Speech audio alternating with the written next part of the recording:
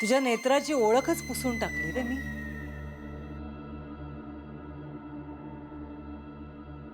तुलाही तुझ्या बापाचं किंवा तुझ्या लाडक्या बायकोचं ममताचं रूप दिलं असतं तर बरा दिसला असतंस तू. आता तर साडी सुद्धा नेसता येते तुला. मी शिकवली आहे ना तुला.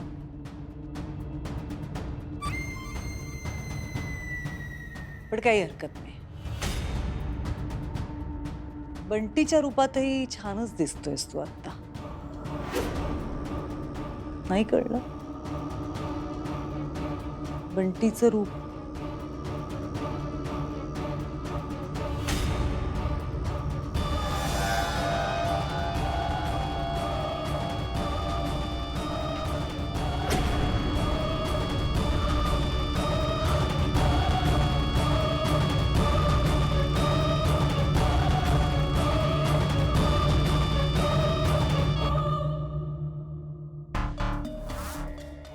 आता विरोचकाच्या सामर्थ्याची प्रचिती आलीच असेल ना.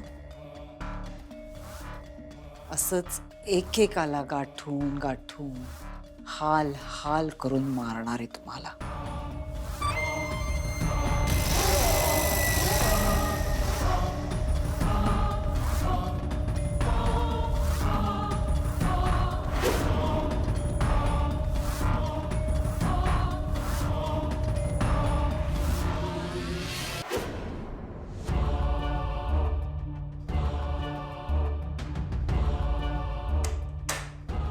बस.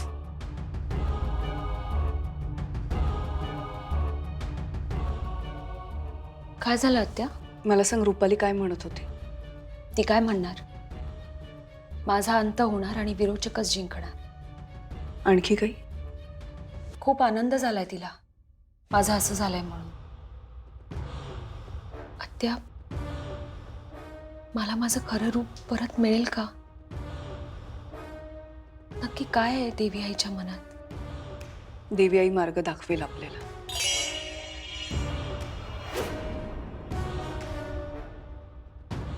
आत्या, एक विचारू का? विचार ना.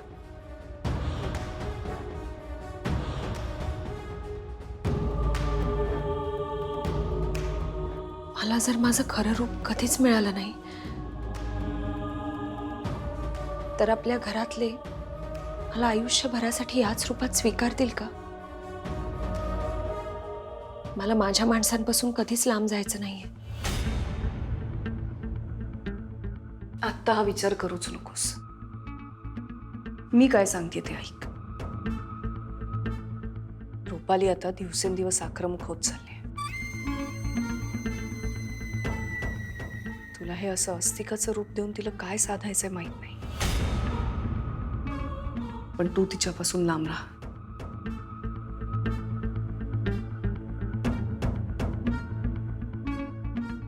तब्येत कशी आहे तुझी? डॉक्टर म्हणाले होते की अशक्तपणा राहील काही दिवस. नाही, तब्येत आता बरी आहे माझी. पण असं मला आता शांत नाही बसता येणार. आपण विरोचकाचा डाव हाणून पाडला पाहिजे.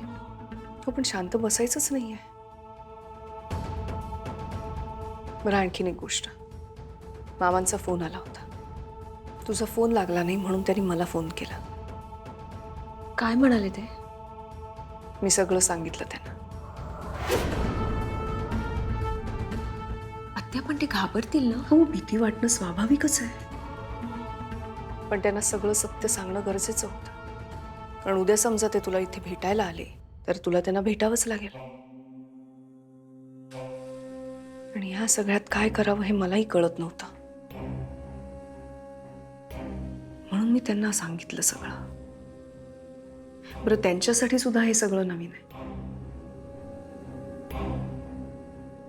पण त्यांनी सांगितलेली एक गोष्ट मला पटली आहे. कोणती गोष्ट? अंधार पडायला लागल्यावर आपल्याला मार्ग दिसत नाही, आणि अशा वेळेला देवी आईच आपल्याला मार्ग दाखवेल. तू देवी आईचा जप सुरू कर.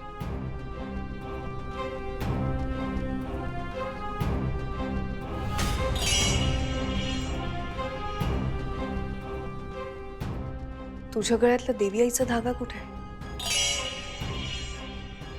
धागा कुठे गेला?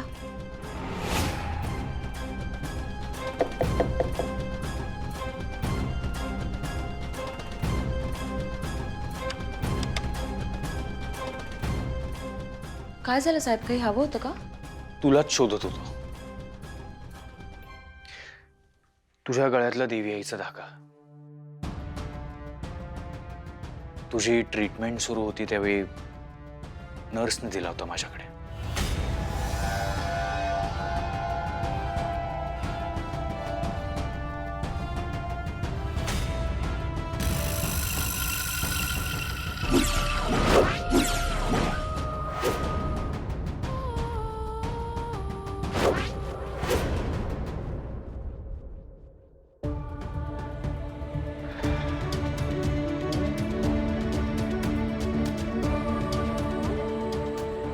थांब, मीच घालतो.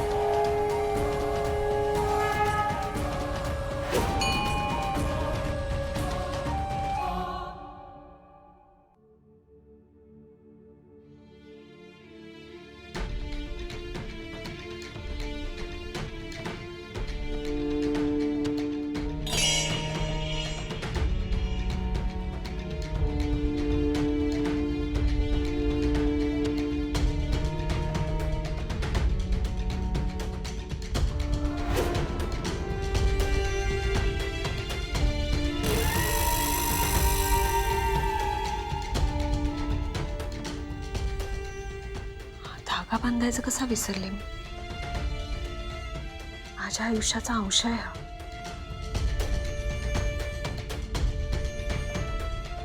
माझ्या देवी आईचा आशीर्वाद.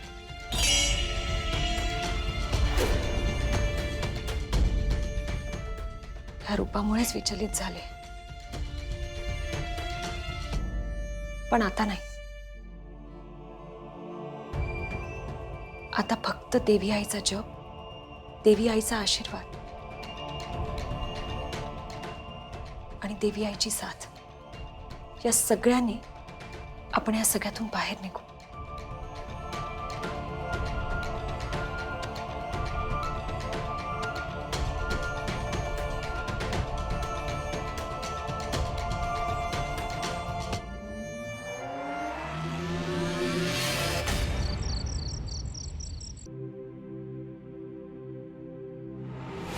साहेब, तुम्ही का घेऊन आलात कॉफी?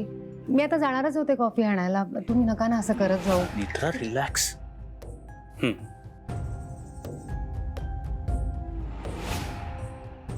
चीयर्स. चेअर.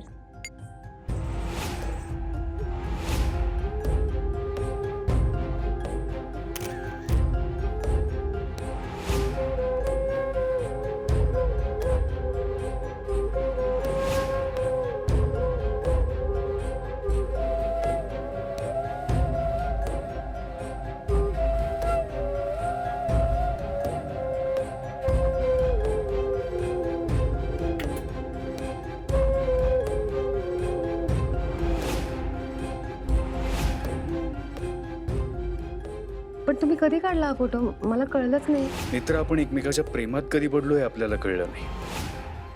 फोटोचं काय?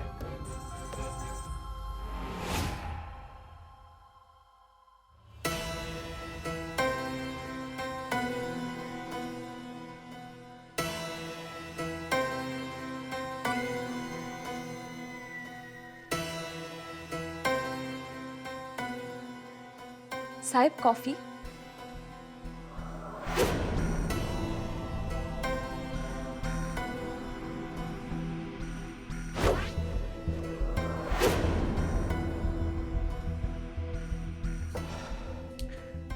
तर तू तू काही सगळी कामं करतेस, तुला आरामाची गरज आहे.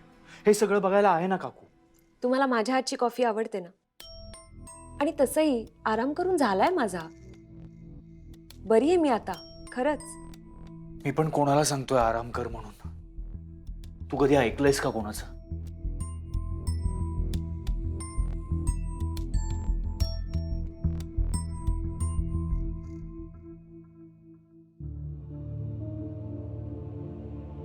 हे घ्या.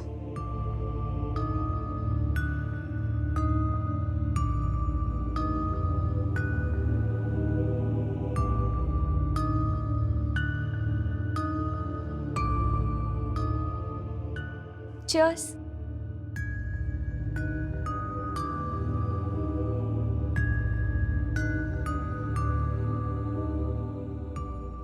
Cheers.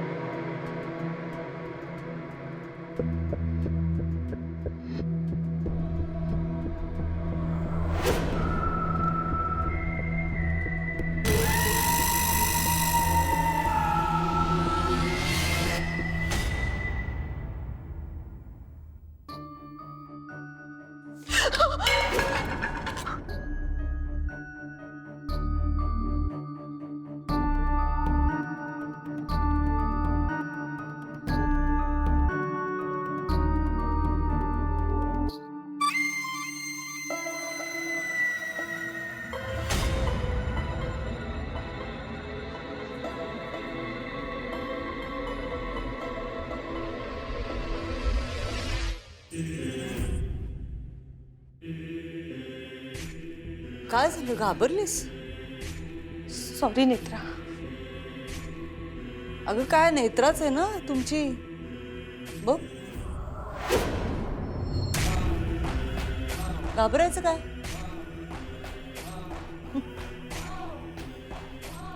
सांगितलं होतं ना तुला माझ्या गटात सामील हो, पण नाही. नेत्रावर विश्वास तुमचा, त्रिनयनेवर श्रद्धा. आता जड जातंय की नाही हिच्या रूपात नेत्राला बघायला?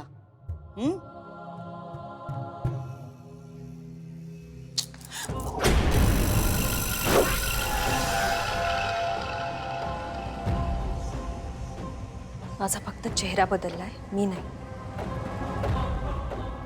आम्ही त्रिनयना देवी आईच्या भक्त आहोत. वेळ आल्यावर हात जोडूही शकतो आणि वेळ आल्यावर हात तोडूही शकतो.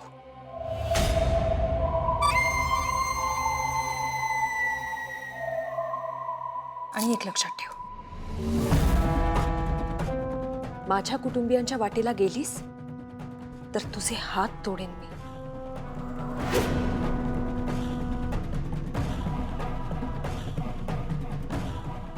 काकू, तुम्ही बेडरूम मध्ये जा. सॉरी नेत्रा. नाही काकू, जा तुम्ही.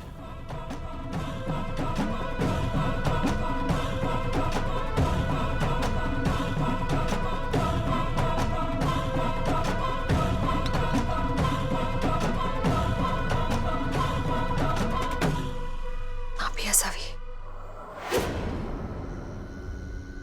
जमतंय की व्यवस्थित? आता फक्त अद्वैतवर लक्ष केंद्रित कर. तो महत्वाचा माणूस आहे. एकदा त्याचा विश्वास बसला ना तुझ्यावर की पुढचं सगळं काम सोपं होईल. आज मी त्याच्यासाठी कॉफी नेली होती. अर्धी अर्धी केली आणि चीअर्स सुद्धा केलं. मला नाही वाटत त्याला तीळ मात्रही शंका आली असेल. अशीच हळूहळू नेत्राची ओळख पुसून टाक त्याच्या मनातून.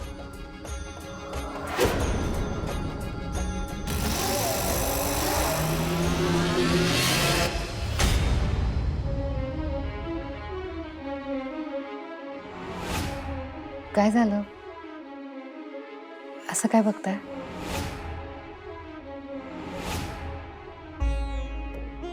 हा चेहरा बघतोय, हे डोळे बघतोय. इतर माझ्या समोर कितीही मोठं संकट उभं असेल ना, तरी हा चेहरा, हे डोळे खूप बळ देतात मला, खूप कॉन्फिडन्स देतात. ती बाई म्हणाली होती ती तुला. मला काही होणार नाही. देवी आईवर विश्वास ठेवा. खूप कमी वेळ शिल्लक आहे ना तिच्याकडे. विचार मला कशी, विचार. मी मारणार आहे तिला.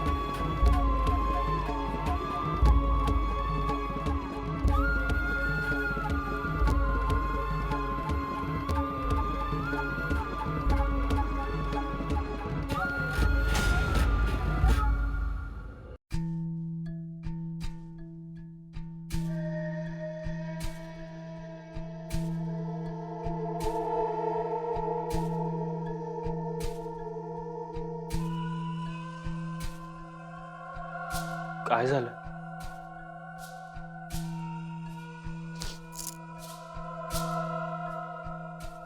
तुम्हाला असं वाटतं का साहेब की तुम्ही काही बोलला नाहीत तर मला कळणार नाही? तुमच्या डोळ्यात दिसतं सगळं.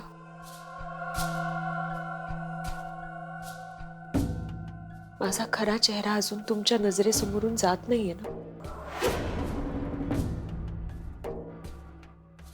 फाईट नका फाटून घेऊ साहेब, पण मला तुमचं मन कळतं. आणि तुमच्यासाठीच काय, घरातल्या प्रत्येकासाठी हे किती अवघड आहे मला माहिती आहे.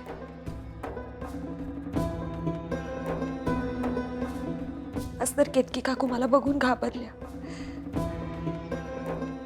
त्यांना मी नेत्रा नाही, मी अस्तिकाच वाटले. हे घाबरणं, माझं हे रूप स्वीकारायला एवढा वेळ लागणं, हे सगळं अगदी साहजिक आहे. जिने तुमचा, माझा, घरातल्या प्रत्येकाचा जीव घेण्याचा प्रयत्न केला, जिने आपल्या आजींचा जीव घेतला, त्या अस्तिकाचा चेहरा आहे हा. खरं तर माझ्याबरोबर जे झालंय ते प्रत्येकाला माहिती आहे, पण ते सत्य स्वीकारायला सगळ्यांना वेळ लागतोय. हे मान्य आहे मला.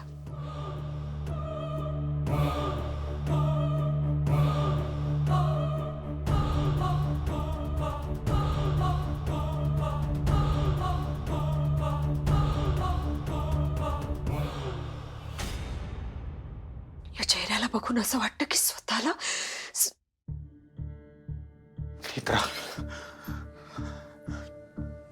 असा विचारही मनात आणू नकोस तुझ्या. तूच असं केलंस तर आम्ही काय करायचं? काय करू मी साहेब? हा चेहरा बघून जो प्रत्येकाला त्रास होतोय ना, तो मला नाही बघवत आहे. आणि या चेहऱ्याला बघितल्यावर मला सुद्धा कायम असं वाटतं की नेत्रा म्हणजे फक्त हा चेहरा नाहीये. नेत्रा म्हणजे देवी आईची भक्ती आहे, देवी आईचा विश्वास आहे. नेत्रा म्हणजे या घराचा श्वास आहे.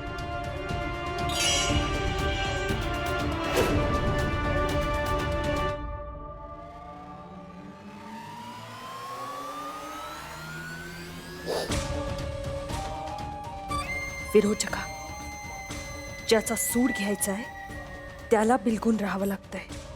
माझा सूड पूर्ण कधी होणार? अस्तिका, अस्तिका, रात्री सगळे झोपल्यावर मला भेट. महत्वाचं बोलायचंय तुझ्याशी.